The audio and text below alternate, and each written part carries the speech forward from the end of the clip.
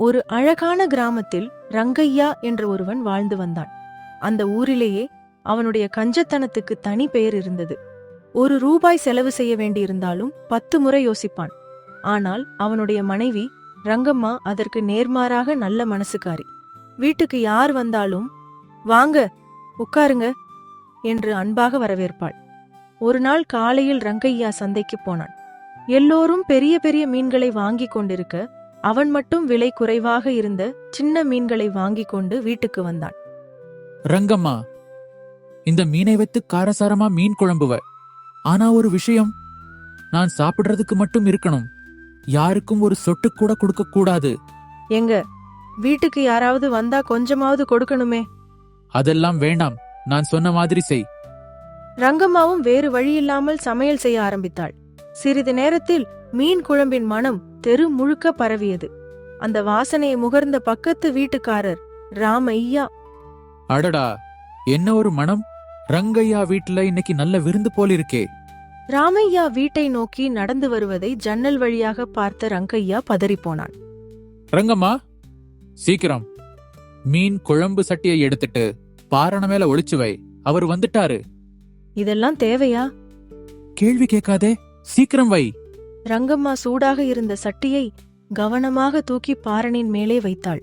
அதற்குள் ராமையா வீட்டுக்குள் வந்துவிட்டார். வணக்கம் ரங்கையா. தூரத்திலிருந்தே மீன் குழம்பு வாசனை வந்துச்சு, அதான் வந்தேன். ஐயோ, அது மீன் குழம்பு வாசனை இல்ல, பக்கத்து வீட்டுல வச்சிருப்பாங்க. அப்படியா?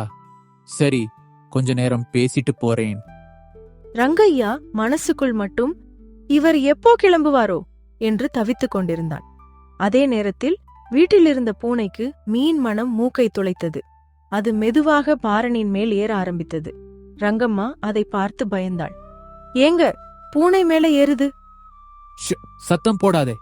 பூனை சட்டிக்கு பக்கத்தில் போய் மீனை எடுக்க முயன்றது. ஒரே நொடியில் டமார்! சட்டி கீழே விழுந்து உடைந்தது. சூடான மீன் குழம்பு தரை முழுக்க சிதறியது. வீடு முழுக்க மீன் மனம் இன்னும் அதிகமாக பரவியது. அடப்பாவியே, இதுதானா பக்கத்து வீட்டு குழம்பு? ரங்கையாவின் முகம் சுருங்கி போனது.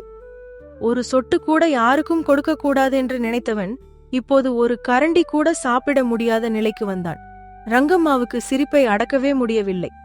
கொஞ்சம் பகிர்ந்திருந்தா இப்போ கொஞ்சமாவது நமக்கு இருந்திருக்கும். அப்போது ராமையா சிரித்துக்கொண்டே பேசினார். ரங்கையா, எங்க வீட்டுல இன்னைக்கும் மீன் குழம்பு இருக்கு, வாங்க 3 பேரும் சேர்ந்து சாப்பிடலாம். ராமையாவுடைய பெரிய மனசை பார்த்த ரங்கையாவுக்கு வெட்கமாக இருந்தது. ராமையா, நான் தப்புதான் பண்ணிட்டேன். இனிமேல் கஞ்சத்தனமா இருக்க மாட்டேன். பகிர்ந்து சாப்பிடுறதுல தான் உண்மையான சந்தோஷம் இருக்கு. அன்று முதல் ரங்கையா மாறிவிட்டான். வீட்டில் என்ன சமைத்தாலும் அக்கம் பக்கத்தினருடன் பகிர்ந்து சாப்பிட ஆரம்பித்தான். கதையின் நீதி, கஞ்சத்தனமாக சேர்த்து வைத்தது பல நேரங்களில் வீணாகிவிடும். பகிர்ந்து வாழ்ந்தால்தான் உண்மையான மகிழ்ச்சி கிடைக்கும். இந்த மாதிரி கதைகளில் உங்கள் பெயரும் வரணுமா அப்படின்னா இப்பவே உங்கள் பெயரை கமெண்ட்ல எழுதுங்க. ஒவ்வொரு வீடியோவிலும் 5 பேரின் பெயர்களை தேர்ந்தெடுத்து கதையின் இடையிலோ அல்லது கடைசியிலோ சொல்லப் போறேன். அடுத்த வீடியோவில் உங்கள் பெயர் ஒலிக்கணும்னா கமெண்ட்ல உங்க பெயரை மறக்காமல் பதிவு பண்ணுங்க. உங்க கமெண்ட்டுக்காக காத்திருக்கிறேன்.